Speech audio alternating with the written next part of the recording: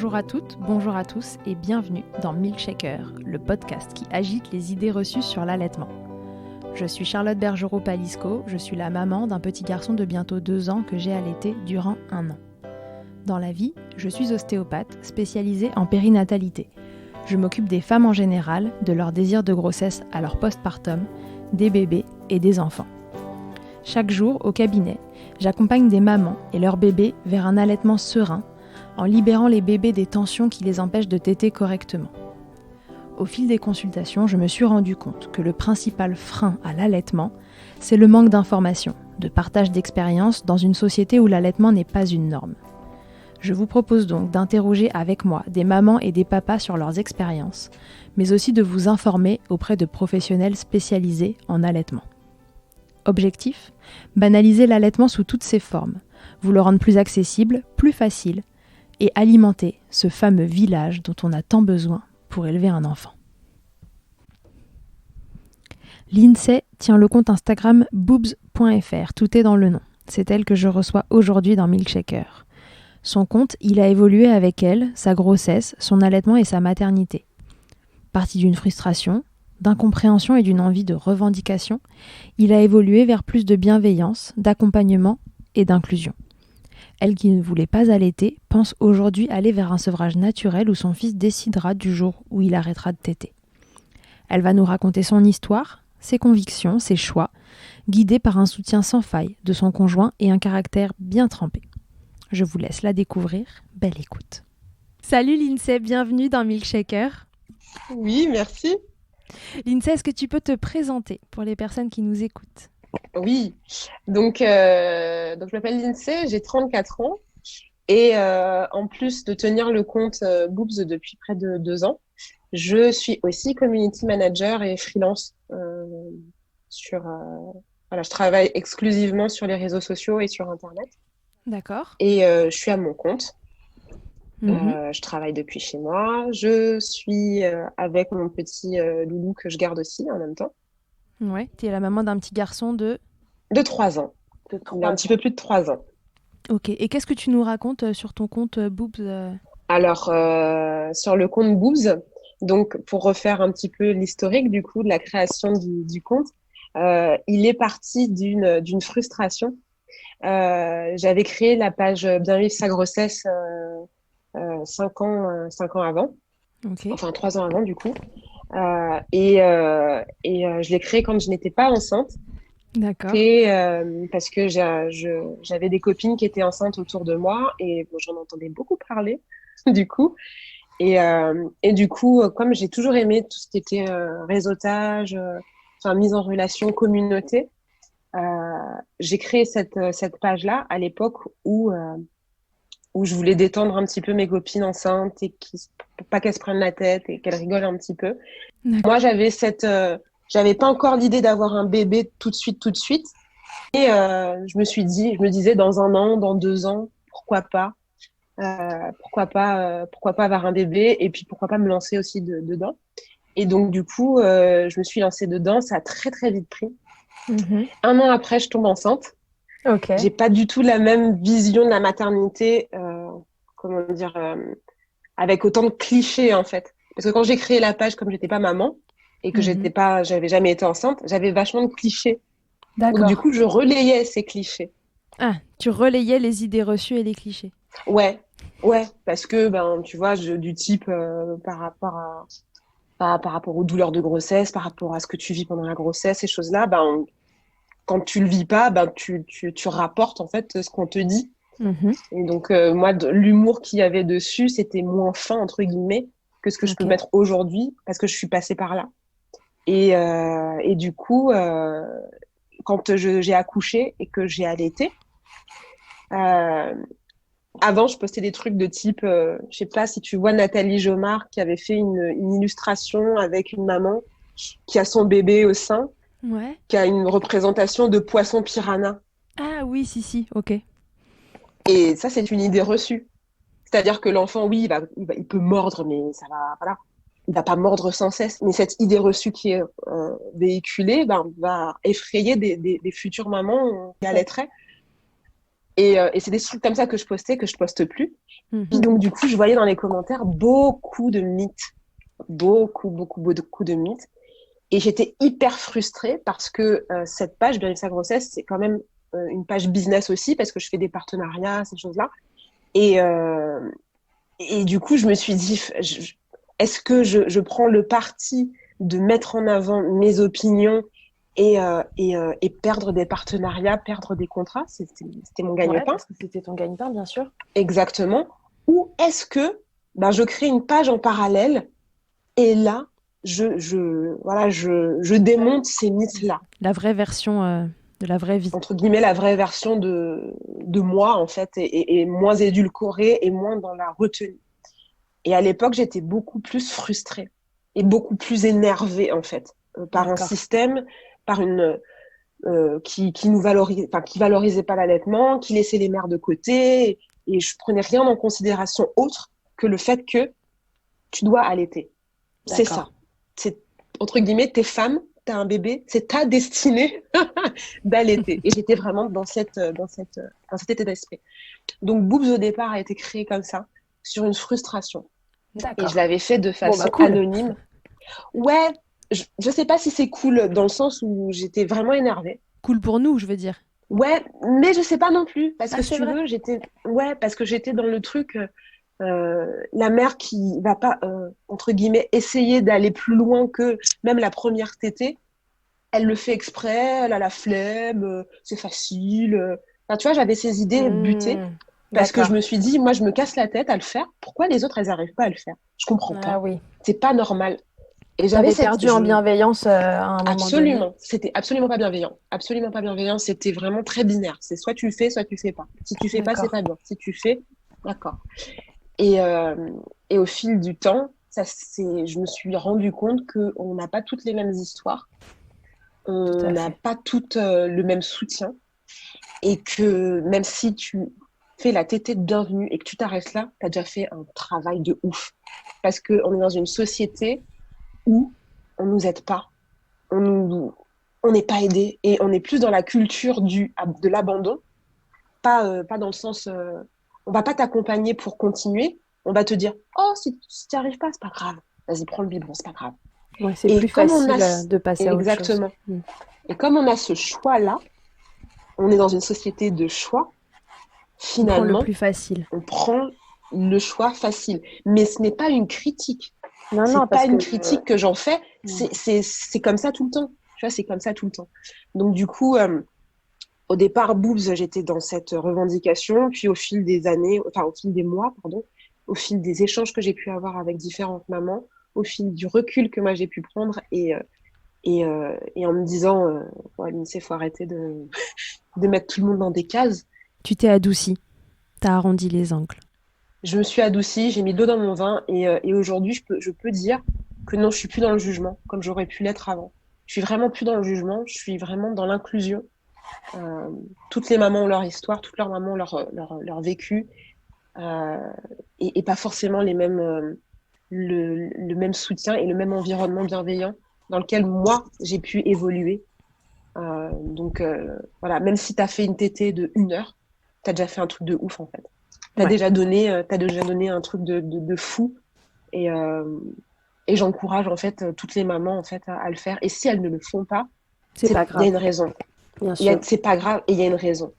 Donc voilà, Boobs au départ c'était ça, revendication, et aujourd'hui c'est inclusion et respect, bienveillance, sororité. Et vraiment, ça me tient vraiment à cœur. Ok. Et alors donc tout ça est guidé bien entendu par ton histoire d'allaitement. Raconte-nous, t'avais envie d'allaiter, c'était une évidence pour toi? Absolument pas. Ok. Allez, go, Absolument pas. En fait, si tu veux, c'est mon mec, en fait, qui était beaucoup plus, entre gros guillemets, pro-allaitement. J'aime pas ce terme. Je n'aime pas du tout ce terme. On a mis des guillemets, c'est bon. Ouais. Et en fait, c'est lui qui m'avait dit, avant d'être enceinte, il me disait, ah ouais, non, mais si t'allaites pas, ça sert à quoi de faire un enfant? Et donc, du coup, moi, j'avais des expériences de femmes autour de moi qui, justement, soit n'avaient pas allaité, soit n'avaient pas été soutenues, et j'avais pas de référent en fait mais absolument pas. La dernière fois que j'avais vu une femme allaiter, j'avais 11 ans. Mhm. Et encore, ça m'avait marqué dans le sens où elle se cachait pour le faire. Enfin, elle se cachait pas, mais je sais pas comment expliquer. J'avais cette vision de non, faut pas montrer en fait. T'avais senti qu'il y avait une gêne pour cette femme de faire ça? Elle n'était pas gênée, c'est moi qui étais gênée parce que justement, j'avais jamais eu ce rapport-là au corps. Ok. Et ma mère trouvait ça beau. Et je comprenais pas pourquoi elle trouvait ça beau, parce que moi, je trouvais pas ni beau ni pas beau, mais j'avais pas de... J'avais rien, je ressentais rien, en fait. Et toi, t'as été allaitée? J'ai été allaitée 3 mois, 4 mois. Tu vois, je suis une enfant des années 80, donc du coup, tu vois, c'était le truc... Ouais, mais c'est bien. 3-4 les mois mamans dans qui les années allaitent... 80. Ouais, mais je crois que j'ai eu des biberons avec de la farine à l'intérieur, des trucs, tu vois, des trucs... Oui, à l'époque, on disait, chez nous, enfin, ma mère, je crois qu'elle mettait des œufs dans nos biberons pour qu'on dorme bien. Ouais, enfin, tu vois, des légumes, de la blédine, des trucs... Fallait qu'on dorme. Ouais, exactement. C'était ça. C'était qu'on dorme et que les mamans reprennent le travail Tout à rapidement. fait. Que les mamans regagnent leur Et- indépendance. Exactement. Et du coup, j'avais pas du tout cette image-là. Et puis, j'avais une vision très sexuelle de ma poitrine. Pour moi, mes seins, c'était un atout physique. Tu vois, Ok. j'aimais rien d'autre dans mon corps. Je dis pas que j'aimais ma poitrine, genre, waouh, ma poitrine de ouf, tu vois. Ouais. Mais c'était une poitrine Bien. normale, enfin, tu vois, bien, voilà. Et j'avais des regards dessus. Et tu vois, quand tu es une femme et que tu n'as pas confiance en toi et que c'est ce seul attrait que tu penses avoir, bah, tu te dis, bah, moi, j'ai pas envie que l'allaitement, et mint encore, détruise ma poitrine, fasse que mes seins tombent, que, voilà, que je sois vue comme une vache laitière, gros guillemets encore. Ouais. Et du coup, j'avais cette vision-là. Ouais, donc c'était pas une évidence pour toi. Ah, mais absolument pas. C'est ton mec qui a fait le job. Qui me dit ça et qui me met cette pression-là, que je ressens comme une pression, il l'a mal interprétée, mais il a voulu simplement me faire prendre conscience que c'était naturel et biologique de le faire et que le sexe dedans n'intervient pas et que si je me limite à ma poitrine pour avoir cet attrait sexuel-là, que l'homme, ça se limite à cet attrait sexuel pour être attiré, ça en vaut pas forcément la peine. Mais quand tu regardes encore une fois, tu te dis que notre conditionnement a fait que. Alors, tu peux pas forcément vouloir à 100% au mec de te voir comme ça, puisque lui aussi, de son côté, il a été conditionné par cette vision sexuelle de la On a poitrine. tous un peu baigné de la dedans. femme. Ouais. Et ensuite, il m'a dit, je te suivrai. Si tu veux allaiter, si tu veux pas allaiter, c'est ton choix. C'est toi qui vois. Et j'ai commandé sur ma liste de l'essence, j'avais commandé des biberons. Et j'avais également commencé à mettre dans mon panier Amazon des boîtes HIP biologiques. Ça m'a marqué. Des boîtes HIP biologiques que je n'ai jamais achetées puisque j'ai accouché 3 semaines avant. D'accord. Et elles ne sont jamais arrivées. Destin. Et peut-être. Et j'ai fait téter mon fils. Et je ne saurais absolument pas comment t'expliquer.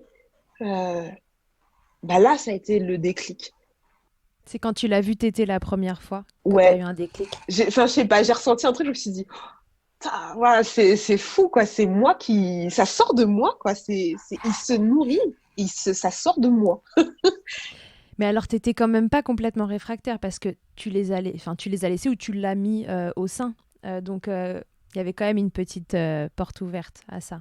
Il y avait une porte ouverte. Je me suis dit, entre guillemets, faut pas se fermer complètement à tout pas que mon mec avait fait du forcing, pas du tout. C'est qu'on avait beaucoup discuté. J'ai échangé aussi avec des mamans qui avaient allaité et qui, elles, étaient dans la bienveillance. Hein. C'était pas tout blanc, tout noir, hein, qui étaient dans la bienveillance. En tout cas, avant l'accouchement. Donc, du coup, j'ai pu avoir ce côté rassurant et me dire, vas-y, je teste. Et puis, voilà, si ça va, ça va. Ça va pas, écoute, je me fais pas la tête, entre guillemets. Encore une fois, sans penser à mon enfant. En penser à moi. Ok. Si ça va avec moi, oui, je continue. Si pour moi c'est ok, je continue et sinon advienne que pourra. Exactement. Et alors ça s'est passé comment ? En fait, après, t'as une variable qui s'ajoute, qui est ton enfant. Ah, petite variable. Et petite variable, pas négligeable. Si Et puis peu. quand tu vois qu'à la mater, on te dit, waouh, bah, il prend bien le sein, hein, et waouh, il prend bien du poids, hein. Mais comment t'es fière? Mais comment t'es fière? Tu dis, franchement, Je gère. bon, je gère. Franchement, je gère. Et effectivement, je pense que je peux avoir ce discours aujourd'hui parce que j'ai eu aucune difficulté. Ouais. C'est-à-dire que, enfin, la seule difficulté, c'est que mon fils, il est né avec des spatules. Donc, du coup, il a eu une petite tension au niveau de la mâchoire qui a été détectée au bout d'un mois.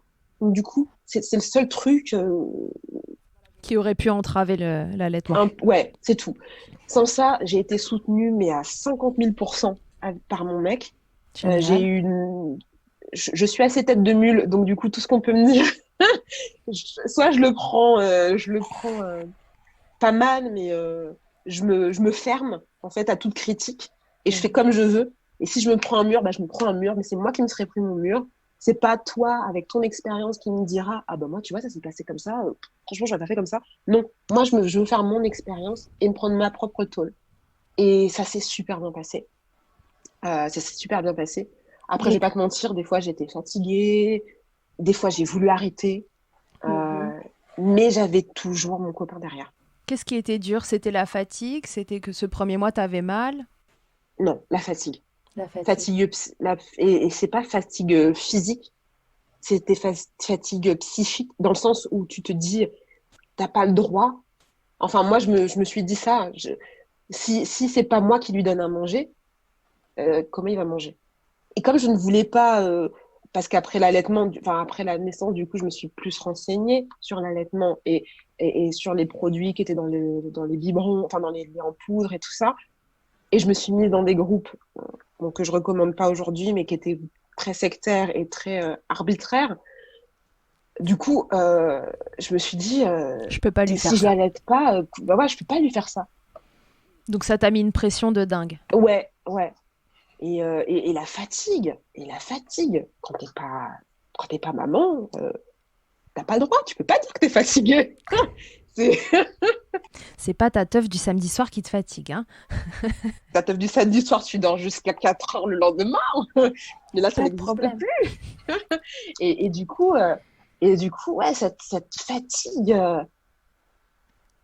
fatigue, parce que je dors, je suis toujours en cododo avec lui, mais je dormais en cododo et j'avais cette nouvelle responsabilité qui était de nourrir mon enfant.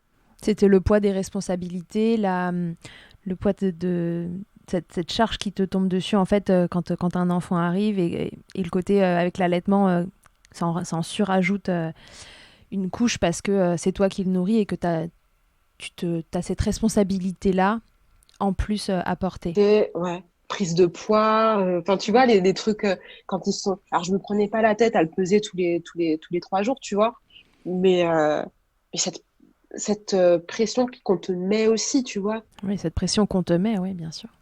qui te dit, j'ai souvenir à ces 2 mois, 3 mois, ouais, il va falloir commencer à arrêter un petit peu de lui donner la tétée tout le temps et à essayer d'introduire un petit peu de la nourriture. Il faudrait essayer de faire moins cododo et qu'il aille dormir dans sa chambre tout seul pour que vous puissiez vous retrouver avec votre mari. Je suis désolée, je viens de me faire exploser la chouchoune, je vais pas penser là tout de suite. C'est moi qui décide de ça. Et je suis déjà dans ma fatigue, il faut que je me reconstruise, il faut que je réapprenne à me connaître en tant que femme, en tant que mère, j'ai un nouveau rôle. Enfin, il y a tout ça, il y a tout ce mélange. Et l'allaitement se rajoutant, c'est pas une cause, c'est un mélange de tout en fait. Et je vais pas dire que c'est l'allaitement qui fait ça, pas du tout. C'est vraiment un tout, un ensemble. Ok. C'est vraiment un ensemble, ouais. Donc toi, c'est la fatigue qui a été cette fatigue psychologique là que en tant que maman on s'impose, que la société impose aussi, qui t'a éventuellement à un moment fait te poser la question est-ce que je continue ou est-ce que je continue pas? Ah ouais, mais carrément, tu vois. Et puis quand t'entends tes copines qui te disent, enfin, ouais, qui te disent, ah ouais, bon moi je l'ai passé au biberon et là, il a fait ses nuits. Tu vois, je fais, mais, enfin, le biberon c'est pas la solution miracle. Et puis t'as autant des bébés qui sont passés au biberon qui ne font pas tes nuits, mais qui dorment. tes nuits. Autant tu as des bébés allaités qui vont dormir, voilà, et Très vite. qui vont dormir très vite seuls, sans accompagnement. Ça, c'est pas une science exacte, en fait. Non, ça se saurait. Et je me suis dit, bah, heureusement que je fais une tête de mule, parce que j'aurais pu, en fait. J'aurais pu passer. Et c'est aux 5 mois de mon fils que je me suis dit, ouais, vas-y, là, j'en peux plus. Là, j'en peux plus. Je tétais tout le temps, j'en peux plus. Et mon copain qui m'a dit, mais là, t'as fait le plus dur, en fait. T'as fait le plus dur et que demain, tu regarderas en arrière, tu te dis, ça, c'était quoi? C'est vrai que sur l'instant, c'est quelque chose qui est difficile et que je parle au nom de mon copain, je peux pas le comprendre, je peux pas le vivre, je peux pas le comprendre, je ne suis pas à ta place, je peux t'accompagner, tu vois. Mais encore aujourd'hui, et je pense qu'aujourd'hui, je n'allaiterais pas s'il n'était pas aussi soutenant. Parce que tu vis des phases dans ton allaitement, tu vis des phases pour les pics de croissance durant toute sa première année, tu vis des phases après quand tu prolonges cet allaitement parce que bah, des fois, tu as envie de sortir, tu as envie de bouger, tu as envie de faire tes trucs et tout, mais tu sais que ton enfant, il a besoin de toi euh, bah, voilà, pour des petites tétées câlins, des petites tétées rassurantes. Le soir, ben, si tu as envie de te faire une petite soirée, mais finalement, ben, ton enfant, moi je suis dans cette période-là actuellement, il s'endort à 23h, 23h30, et toi, tu es tellement éclaté que ta soirée, elle est finie, et que tu dors avec lui. Et que derrière, bah, t'as pas ton mec qui te met la pression en disant ouais et tout, tu passes tout ton temps avec lui et tout, et moi dedans, parce que ça se passe dans certains couples, ce genre de choses-là. Et moi, Bien tu sûr. m'oublies, et nous, on n'a plus de vie intime, on n'a plus de machin et tout. Non, moi, encore une fois, je sais que c'est pas comme ça pour toutes les mamans, et je ne jette pas la pierre. Mon expérience personnelle fait que je suis méga soutenue et que à côté de ça, ben voilà, je le vis sereinement parce que je sais que mon mec il me met pas la pression et Ouais. qu'il entend aussi les besoins de notre fils. Ouais, là, votre trio, il est équilibré. Tout le monde est OK avec cette situation-là. On n'a pas trouvé au début, on n'a pas trouvé ça dès le début. Hein, je vais pas te dire que ouais, il y a eu des hauts, des bas, il y a eu des très bas. Ouais. Euh, et là aujourd'hui, je pense qu'on a trouvé notre équilibre et on est serein chacun dans notre place. Mm, mm, mm. Et mon fils va avoir ces différentes étapes aussi. Un allaitement à 3 ans, c'est pas le même qu'un allaitement quand il a C'est 3, ce que 4, j'allais te 5 dire. mois. C'est que c'est difficile de toute façon de trouver un équilibre et qu'il reste stable dans la mesure où un enfant évolue tellement vite, sans même parler d'allaitement, que peu importe la façon dont on nourrit son enfant, l'équilibre de couple est à revoir un peu en permanence, quoi. Bah, il faut réussir à ce que dans ton couple, tu te dises pas que c'est l'enfant le problème. Mm. Et c'est ça le truc, c'est que tu as beaucoup d'idées reçues qui sont faites sur le maternage proximal en règle générale. Tu vois certains reportages euh, où c'est beaucoup le couple qui est mis en exergue plutôt que les besoins de l'enfant. Mhm. Et s'il y a un souci dans ton couple, c'est pas l'enfant qui est la conséquence, c'est votre couple. Ouais. Donc du coup, c'est ce qu'on a compris aussi, et ce qui fait que à chaque fois, si on a une prise de tête qui est faite, on met jamais notre fils dans la conversation en fait. Mm, mm, mm. C'est pas lui que vous mettez en cause. Non, non, pas du tout, pas du tout. Et, euh, et même quand des fois, tu vois, je peux perdre patience parce que ça arrive. Je suis pas, voilà, je suis pas un être infaillible. Il peut m'arriver aussi, voilà, de dire, c'est bon, il faut que je souffle, je peux pas là. Là, je peux pas assurer. Il faut que je parte. Je te le laisse. Il faut que je souffle. Voilà, je peux pas. Donc, je mets jamais mon fils comme responsable de mon état. C'est Ok. moi qui dois réussir à jauger. Parce que lui, il peut pas, en fait, à son Ouais. âge, il peut pas encore. C'est l'adulte qui compose. Exactement. Donc ça, c'est un truc qui est ouais, c'est cet équilibre à trouver sur tous les plans. Pas facile, pas facile. mais si tu es accompagné d'une personne aussi qui est capable de remise en question, parce que ça aussi c'est important, euh, je pense que voilà, après on trouve sa voie, quoi. Ouais, Et sur tous les plans, je parle pas que d'allaitement ou de maternage. Oui, c'est plus large que l'allaitement. Ah mais complètement, parce que ouais. je vais pas allaiter toute ma vie, tu vois. Par contre, notre enfant, on va l'accompagner jusqu'à très très longtemps. Mm, Et, mm, sorti de ça, en fait, je me dis que si on arrive à passer ces étapes, ces moments-là, on sort plus fort. mm, mm, mm. Et c'est pas dire bon on va mettre ça sous le tapis et on va essayer. Non, c'est vraiment aller en profondeur et de remettre en question. Ah, tu vois, là, nous, on a été élevés, moi plus que mon mari, dans les VEO, tu vois, Mm. et remettre en question, prendre du recul sur une éducation qu'on a eue et faire Différemment. complètement l'inverse. Ah, mais l'inverse, tu vois, l'inverse de ce que, en tout cas, moi, personnellement, j'ai vécu, c'est un travail monstre. C'est un travail monstre. Et j'ai dû on a dû partir en profondeur sur ces questions-là. Parce que si Mm, on n'arrive pas à y répondre maintenant qu'il a 3 ans, plus tard, ça va être une galère sans fin, quoi. Alors tous les trois, vous avez l'air de... enfin, tous les deux et tous les trois, vous avez l'air de trouver un équilibre qui est super. Autour de vous, votre entourage, famille, amis, boulot, est-ce que vous avez toujours reçu un bon accueil par rapport à tout ça? Alors on va parler plus spécifiquement d'allaitement. Comment ça a été vécu autour de vous, cet allaitement qui a l'air d'aller vers de l'allaitement non écourté, si j'ai bien compris? Absolument. Alors, ça a été très bien reçu. Ma belle-mère est admirative de ça parce qu'effectivement, elle était mon copain pendant 1 an et elle a arrêté parce qu'il y a eu mauvais conseils. Ma mère, elle a pareil, elle a allaité 3-4 mois. Pareil, mauvais conseil. Et ma mère ne s'est pas permise de faire de réflexion ou quoi que ce soit parce qu'elle sait que je suis une tête dure et que Il fait bon être têtu hein, dans l'allaitement.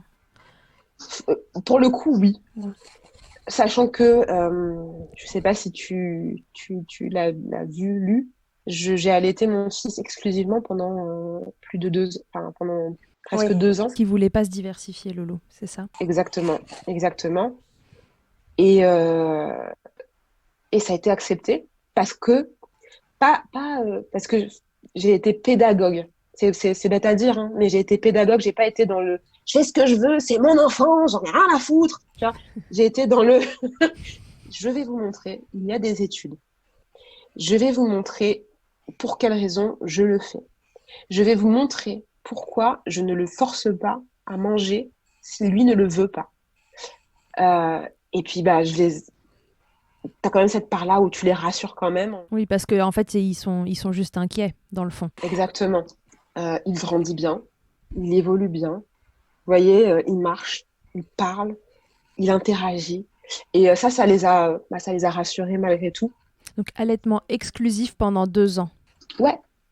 Alors, enfin, il a eu genre un petit bout de pain par-ci par-là, mais bon, c'est pas ça que tu as. Mais non, il avait comme des hauts le cœur à chaque fois qu'on lui proposait quelque chose, tu vois. Donc il jouait avec, et puis quand il commençait à le mettre à la bouche, donc du coup on s'est dit on va le laisser venir tout seul. Puis un jour il a mis sa main dans la semouille, il en a mis partout, et il l'a mis dans sa bouche. On s'est dit là c'est bon, il est prêt. Et on a commencé à lui proposer petit petit. Et aujourd'hui il te mange un demi-poulet tout seul. Comme quoi. Donc voilà, il s'avère que non, il n'a pas de... Donc, a priori, tout roule. Tout roule. Tu t'es écouté, tu l'as écouté lui et... J'ai surtout écouté Il va lui, très bien. mais pareil, tu vois, c'est pas un truc. J'étais pas non plus dans la sérénité totale, hein. En me disant, j'avais quand même un petit peu cette pression Mhm. que toute mère se met, même si je prône le fait de ne pas se fier à ce que peuvent penser les gens. J'ai quand même cette réminiscence de qu'est-ce qu'on va pouvoir me dire, quoi, tu vois. Puis, est-ce que c'est normal, tu vois, est-ce que c'est normal? J'ai dû lire, chercher, mais j'ai fouillé partout pour avoir des témoignages de mamans qui avaient vécu un petit peu pareil que moi, tu vois, pour me rassurer moi. Ouais, tu t'es rassurée toi avant de rassurer les autres. Exactement. Et puis, quand j'ai vu qu'il mangeait que du pain, je me suis dit, est-ce qu'il a pas un trouble de l'oralité?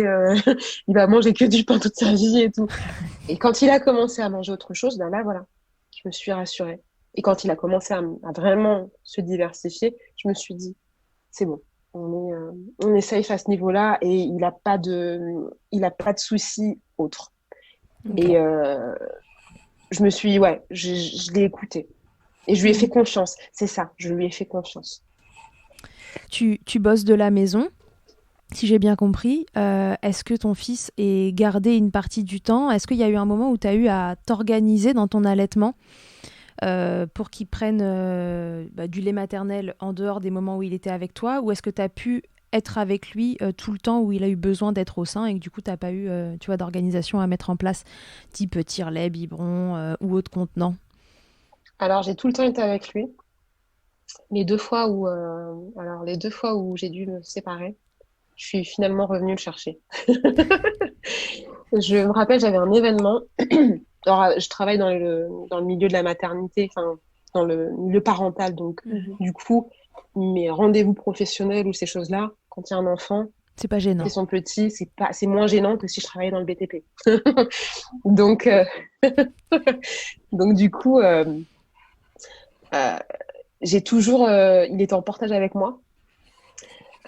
Et du coup, je l'ai toujours eu avec moi. Et la seule fois où j'ai tiré mon lait et que je l'ai mis dans un bidon en cuillère et qu'il devait rester avec son père, ça s'est pas bien passé. Et pareil, encore une fois, je sais pas si c'est l'instinct maternel ou je sais pas quoi, j'ai eu une boule au ventre pendant tout le truc. Et mon mec m'avait envoyé un texto en me disant, franchement, il pleure tout le temps, il est pas bien, je sais pas comment le calmer, il prend pas le lait et tout. Je suis partie. Je suis allée le rechercher et il est resté avec moi. Et c'était les seules fois. D'accord. Et aujourd'hui, et là, il commence à être grand. Il commence à être grand, tu vois. Là, on peut faire ce podcast-là sans qu'il ait besoin de venir téter ou quoi que ce soit parce qu'il est occupé. Donc, du coup, il s'occupe pas de moi, entre guillemets. Non, quand t'es là, il t'aide. Si t'es pas là... Exactement. Il a toutes ses activités, enfin, il fait ses activités et il se prend pas, il ne pense pas à téter. Ce qui n'était pas le cas quand il avait 1 an et demi, 2 ans. Donc aujourd'hui, non, il n'y a pas de, j'ai plus cette crainte-là. Ok. Là, il a 3 ans. Vous allez donc plutôt vers un sevrage naturel. C'est ça ton envie? Oui. T'as envie que ce soit lui qui décide à quel moment ça s'arrête? Absolument. Ok. Tu vois, il y a un truc qui m'a fait rire, entre guillemets. Enfin, maintenant, ça me fait pas rire. Je me dis, c'est encore une fois des mauvais conseils. C'est quand je voyais des mamans qui disaient, à 9 mois, il a décidé tout seul d'aller dans sa chambre et d'arrêter de téter. Et ça, tu vois, genre à 9 mois. J'ai une copine actuelle, je me rappelais même plus. Enfin, tu sais, quand ton enfant, il a 3 ans, 4 ans plus, tu te rappelles plus comment il était quand il avait 9 mois, tu vois. Ouais. Je me dis, il a pu parler pour te dire ça? Comment il a fait? et tu vois, c'est, encore une fois, quand tu vas parler avec une maman, tu sais pas derrière tout ce qu'on lui dit. Tu sais pas son entourage, tout ce qu'on peut lui dire. Et elle se convainc, en fait, finalement, elle-même, que c'est l'enfant qui a fait cette demande-là, ou qui a exprimé ce besoin-là. Oui, parce qu'un sevrage naturel, ça apparaît. Entre 2 ans et demi et 7 ans. C'est très large, mais à 9 mois, un enfant ne se sevre pas tout seul. Non, il y a toujours une raison. Un enfant n'arrête pas du jour au lendemain comme ça. C'est rare, tu vois, c'est rare. Donc toi, ça y est, t'es rentrée dans cette phase où demain, il pourrait commencer à... Ouais, mais aujourd'hui, il pourrait arrêter. C'est paradoxal parce que des fois, tu sais, je me dis, wow, tu vois, là, c'est... Même si on est en train de faire le podcast ensemble, mais c'est mon moment à moi, tu vois. Je suis pas embêtée ou quoi. C'est mon moment à moi. Mais Mais en même temps, je me dis, si demain ça s'arrête, Aïe, quand même. mais d'un côté, je me dis, c'est pas moi qui aurais décidé. Tu vois, c'est pas moi qui lui dis, aujourd'hui, pas de tété. Tu vois, aujourd'hui, c'est fini. C'est pas moi qui fera cette démarche. Si lui me le dit, je te le dis aujourd'hui parce que peut-être que, comme je suis pas prête, mais si c'est lui qui me fait la demande, peut-être que je l'accueillerai, peut-être avec un petit pincement, un petit passement, mais je me dirais aujourd'hui, voilà, je peux reprendre entre guillemets ma vie. Sereinement, c'est lui qui aura décidé, il aura fait son cheminement. Exactement. Qu'est-ce que ça a changé, Lindsay, cette expérience d'allaitement dans ta vie? Alors au niveau pro, on l'a compris, ça t'a fait créer Boobs et ça, j'imagine que ça a fait énormément évoluer ta vie professionnelle et à titre perso, qu'est-ce que ça a donné? À titre perso, ça m'a fait prendre conscience qu'il fallait que je sois indulgente avec moi et que je, je m'accepte telle que je suis, avec mes failles, avec mes forces, avec mes failles, mais surtout avec mes failles. Et que je ne suis pas perfection et que, tu vois, physiquement, ça m'a fait, tu vois, je suis en au bras. Et avant, j'avais le truc, pas le push-up, mais le truc ici, avec le soutif, avec les bourrons, genre les seins parfaits. Aujourd'hui, je suis sans soutif et je m'accepte. Je regarde pas les gens en train de dire « Oh, ils vont voir mes seins, ils tombent. » et tout. Non, je m'en fous, en fait. Est-ce que ça date des premiers jours où tu nous racontais tout à l'heure, où tu t'es dit « Waouh, je suis en train de le nourrir, genre c'est ça qui sort de moi », tu nous as dit, et que ta jauge de confiance a... Oui, mais ça a été crescendo. Après, le no-bras, ça fait 1 an. D'accord. Et ça fait, je vais te dire, 6 mois, 6 mois où je regarde pas les gens, voir s'ils me regardent. Tu les regardes pas te regarder. J'en ai rien à faire. Franchement, j'en ai rien à faire. Je sors, je suis pas maquillée. Le no make-up, ça fait un moment déjà. J'ai des poils sous les bras, je m'en fous. Enfin, je m'accepte comme je suis en me disant je m'aime en fait. Je suis pas une bombe atomique, hein, c'est pas dans ce sens-là. C'est que je m'accepte avec mes défauts, avec mes qualités, avec voilà, je m'accepte tel que je suis. Et je pense que oui, l'allaitement y a contribué, tu vois. Genre avant, mais jamais j'aurais sorti mon sein, quoi. Ça t'a permis de t'accepter. Mais complètement. Au début de mon allaitement, jusqu'aux 3 mois de mon fils, je pouvais partir d'une réunion d'amis pour aller faire la tétée chez moi. Et je me mettais même pas dans un coin à part, hein. Je mettais même pas un linge sur moi. J'écourtais notre rendez-vous pour rentrer chez moi. J'allais pas trop loin de chez moi non plus, tu vois. Genre, j'allais... le plus loin où j'allais, c'était à 10 minutes, un quart d'heure à pied de chez moi. Et encore, c'était un petit peu loin, tu vois, pour pouvoir rentrer rapidement. Ouais, au cas où. Et encore une fois, c'était parce que c'était l'image que j'avais pu avoir. Par exemple, j'avais une copine qui avait accouché un an ou 2 ans avant et on était au resto. Tu sais, c'est des petites anecdotes comme ça qui te marquent. Mais, j'étais au resto avec elle et face à moi, elle devait nourrir son enfant, ou elle devait le faire téter. Et elle fait, ça te gêne pas? Je dis, bah non. Et tu la voyais qui se débattait avec son linge pour que personne ne voie et tout. Son enfant qui tire, qui s'en remet. Mais tu sentais qu'elle n'était pas bien, en fait. Tu vois, tu sentais que c'était pas... Et moi, j'avais cette image-là. Je me dis, attends. Enfin, tu vois, les gens, le regard des autres derrière et tout. Et j'avais cette image-là plutôt, en fait.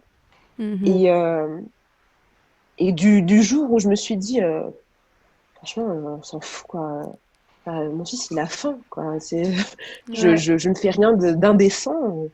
Il a faim. Donc, du jour où, tu vois, ça te rentre dans la tête et que tu l'intègres dans ta matrice, rien d'autre ne compte. Et c'est vrai que, tu vois, peut-être au tout début, je regardais un petit peu autour de moi. Et puis, aujourd'hui, je sais pas comment t'expliquer, c'est comme une bulle de protection autour de toi où tu ne vois plus rien. Et encore maintenant, tu ne vois plus rien. Et maintenant, mon fils peut téter, je suis là comme ça en train de parler avec... et je suis plus en train de me dire, attends, est-ce qu'il me regarde, machin. Et c'est peut-être les gens qui sont avec moi qui vont noter que des personnes peuvent regarder. Une petite anecdote qui est très récente, qui date d'il y a 2 semaines. Sur mon Insta, j'ai mis des photos avec 2 copines on allait dans un parc. Et t'avais un mec qui est venu. J'ai pas tout de suite tilté, tu vois. Il s'est posé un petit peu plus loin derrière. Il a mis son vélo entre lui et nous Ouais. pour pouvoir nous observer. Et c'est qu'après qu'on soit parti que j'ai capté en fait que le mec, il est parti en même temps que nous en fait. Et c'est une de nous qui était là et qui, elle, moins sûre d'elle par rapport à l'allaitement et qui tu vois, qui est encore dans le, je vais regarder un petit peu si on Ouais. voit et tout, et je vais essayer d'être discrète, C'est elle qui l'a remarqué. qu'il a remarqué. Alors que moi, j'ai tilté, mais quand on est parti, j'ai fait des rapprochements. Et pour te dire du coup que voilà, mon cerveau, il a vrillé en fait dans Voilà. j'en ai rien à foutre en fait de ce que peuvent penser les autres, Rien à si faire. le mec regarde, ce sont ses névroses à lui. Ça te regarde pas. C'est pas de ta faute. T'en es pas la cause. Je n'ai rien à me reprocher. C'est lui qui a ses névroses et moi, j'y suis pour rien en fait. Okay. Et encore une fois, c'est prendre en considération les besoins de mon enfant qui voulait téter à ce moment-là. Je vais pas le faire attendre parce qu'il y a un pervers en face en fait. Qu'est-ce qu'il va faire de plus que de regarder? Tu vois? Je me limite plus à ça. Tu leur dirais quoi du coup à ces mamans qui ont envie d'allaiter ou qui se posent la question est-ce que j'allaite pas, ou alors j'ai envie et puis je sais pas si ça va marcher, ou j'ai hyper envie mais j'ai peur. Enfin, qu'est-ce que tu dirais à une maman qui se pose des questions sur l'allaitement? Ce serait quoi ton meilleur conseil? Alors, de bien se renseigner, de bien se renseigner, parce que être renseigné, c'est la meilleure des défenses et des attaques aussi. Même si être dans l'invective ne permet pas de faire avancer les choses, c'est de se protéger. Ouais. Parce que si tu sais que, encore une autre anecdote, mais par exemple, tu vois, l'allaitement, si tu sais que le lait maternel n'est pas cariogène et que tu vas chez le dentiste et qu'il te dit arrêtez d'allaiter parce que ça lui donne des caries, c'est con, hein, mais c'est un truc, quand tu es une jeune maman, que tu n'es pas informée et tout, Si tu sais pas. ça s'arrête. Quand on te dit oui, va falloir arrêter le jour où il aura ses premières dents, tu sais que c'est con aussi, en fait. Et en fait, d'avoir ces informations-là dans un premier temps, ça te permet aussi, si tu es curieuse et si tu veux aller plus loin, de t'armer. Parce que, comme je te disais tout à l'heure, un allaitement d'un bébé de 1 mois, 1 an, 3 ans, c'est pas la même chose. Ça n'a rien à voir, ouais. C'est pas les mêmes rapports aussi. Et tu t'endurcis. Tu t'endurcis.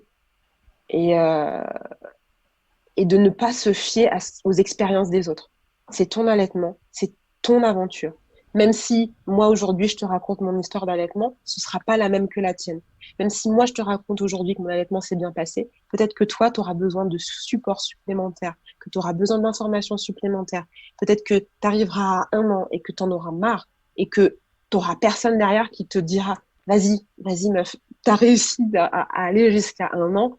Franchement, après c'est du bonus et fais-le en étant accompagné et d'être entouré. Voilà, d'être entouré, informé. Et pour moi, c'est les clés principales. Parce que t'as des femmes qui vont être dans j'ai envie d'allaiter jusqu'au sevrage naturel. Puis des fois, tu vas, voilà, elles ont donné un biberon, elles ont donné une tétine. Pourquoi? Parce que derrière, tu as peut-être le copain, la belle-mère, la cousine, la sœur, la copine qui va dire « Ouais, vas-y, donne la tétine, c'est pas grave. » Tu vois? « Oh, donne le biberon, c'est pas grave. » Moi, ça a fonctionné. Tu vois? Moi, ça n'a rien changé. Chaque histoire est différente. Donc, ne le généralise pas. Et elle voulait allaiter très longtemps, mais conditionnement oblige, le conditionnement trop ancré a fait qu'elle n'a pas réussi à aller jusqu'où elle voulait, en fait. Disons que chacun fait ce qu'il veut, chacun gère son allaitement comme il veut, mais par contre, en fonction de son projet, il faut qu'il soit informé de la bonne façon. Pas que l'allaitement. Sa maternité, en règle générale, tu la fais comme tu le sens. Si l'enfant n'est pas en danger, tu le fais comme tu le sens. Voilà. Mais ton conseil, c'est informe-toi en fonction de ton projet. Ouais. Moi, de base, j'avais dit, allez, vas-y, j'allais 3 mois. Bon, allez, 6 mois. Bon, allez, 9 mois.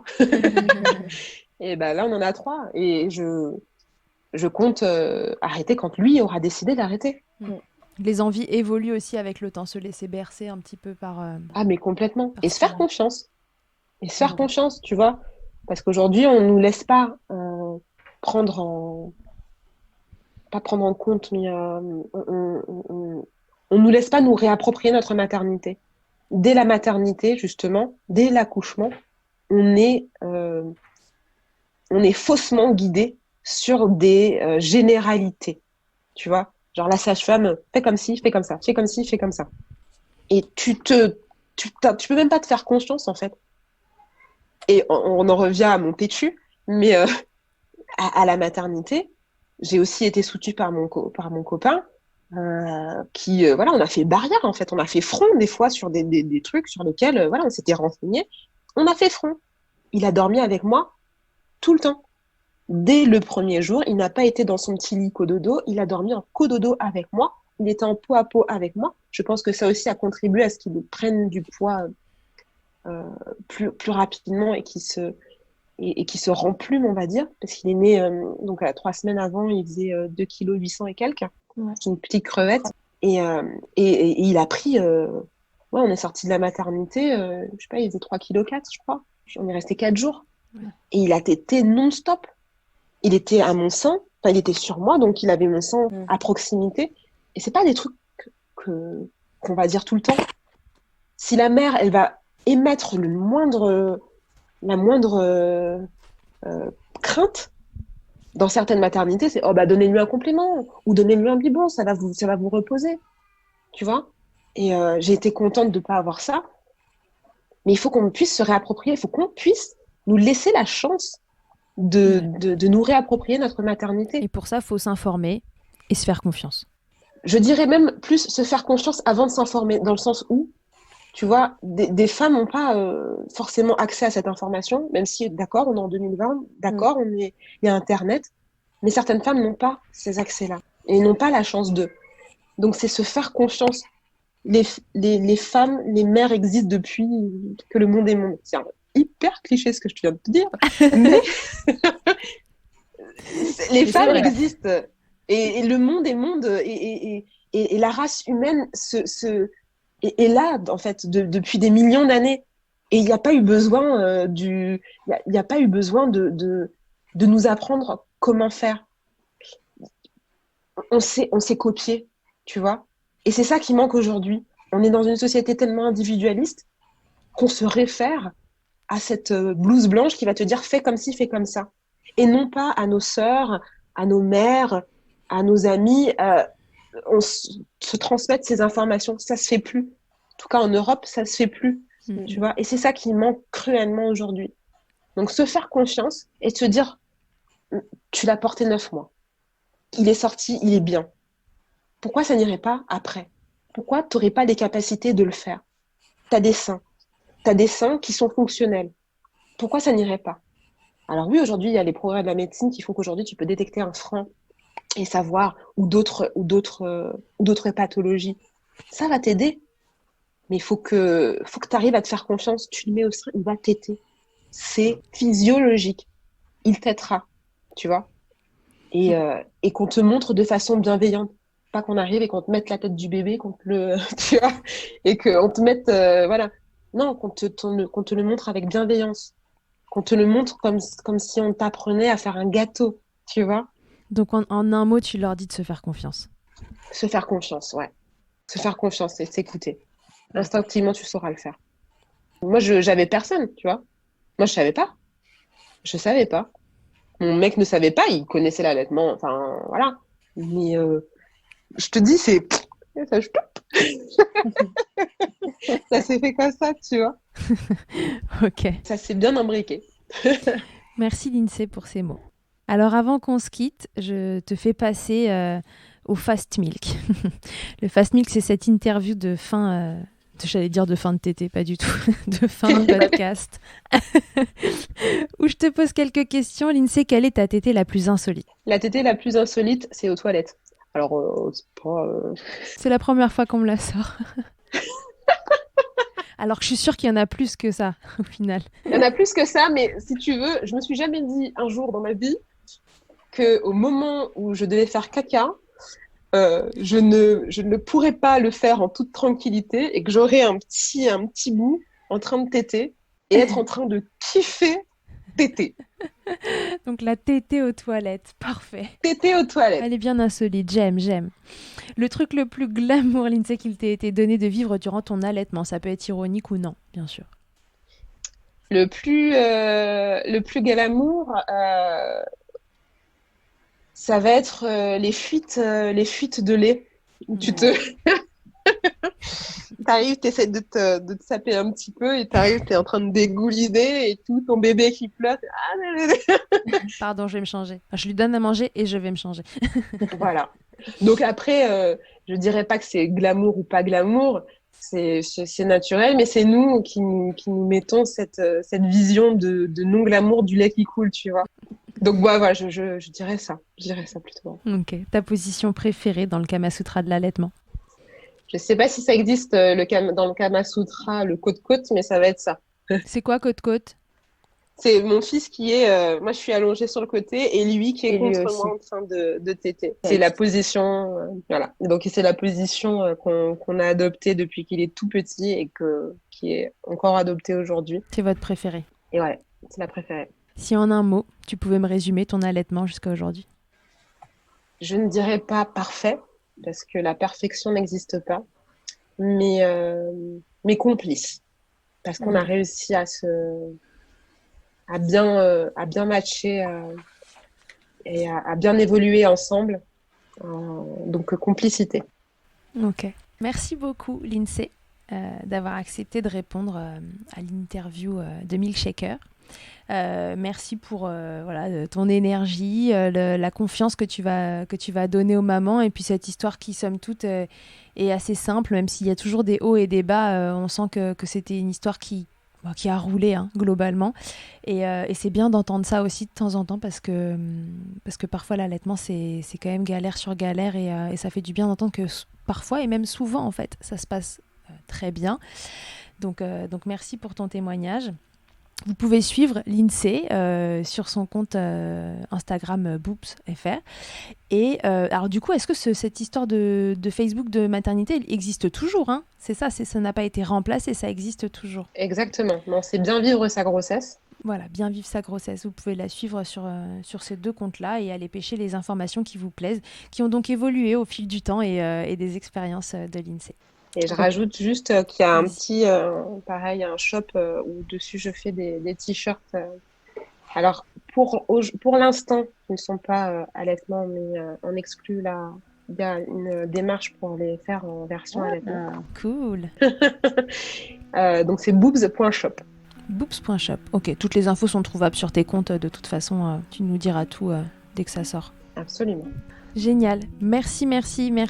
Et à tous et à toutes, à bientôt dans Milkshaker. Merci beaucoup d'avoir écouté cet épisode de Milkshaker. Vous pouvez suivre l'actualité du podcast sur le compte Instagram du même nom et sur mon site internet charlotte-bergerot.fr dans la rubrique podcast. Vous y trouverez aussi une série de tutoriels pour mamans et bébés réalisés durant le confinement. Si vous avez apprécié ce podcast, n'hésitez pas à le soutenir en laissant un commentaire, en lui attribuant 5 étoiles ou encore en parlant autour de vous. Je vous laisse comme toujours en compagnie d'Emma et de son titre Albidaire qui nous accompagne depuis le démarrage de Milkshaker. Je vous dis à la semaine prochaine pour un nouvel épisode. D'ici là, comme d'habitude, prenez soin de vous, milkshakez autant que vous le voudrez et bousculons ensemble les idées reçues sur l'allaitement maternel. I hate to see you down. Can't stand to know your hurt. When you say it's getting loud, voices in your heart. You know I get it, so let it all out. Keep your head up, your masterpiece, and I'll swear that I'll be there by your side. A text away, you know you can find me.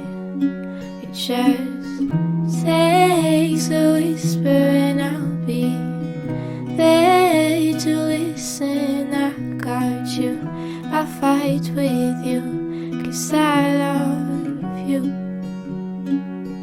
I'll be there, I'll be there, oh I'll be there, I'll be there. I know I'm not perfect. Sometimes I look myself, but I hope you know I care. You can meet me anywhere. And you know I get it, so let it all out. If anyone comes at you, then I'll swear that I'll be there by your side. A text away, you know you can find me. It just takes a whisper and I'll be there to listen. I got you, I'll fight with you, 'cause I love you. I'll be there, I'll be there, oh I'll be there, I'll be there. Just me every time I have you back in. I know that you do the exact same for me. Side by side, don't even need to talk. You know I get it, so let it all out. Keep your head up, your masterpiece, and I'll swear that I'll be there by your side. A text away, you know you can find me. It just takes a whisper and I'll be there to listen. I got you, I'll fight with you, 'cause I love you. I'll be there, I'll be there, so I'll be there, I'll be there.